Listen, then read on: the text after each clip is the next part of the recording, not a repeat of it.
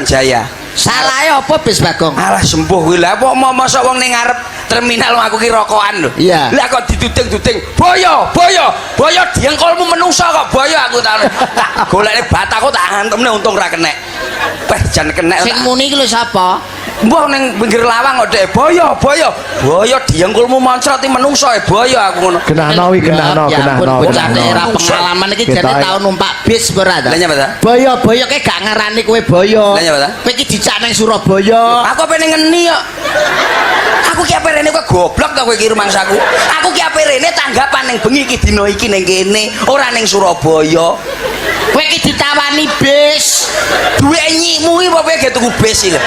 Lah kok iso makan nawani bis. Lho tanggapan rong dibayar kok nawani bis kowe iki. Tapuk lambemu tenan kowe malan. Ya sesuk lho bayarane ya. Empo iki piye keadaan? Karepe kowe iki kon numpak bis ngono lho. Gah.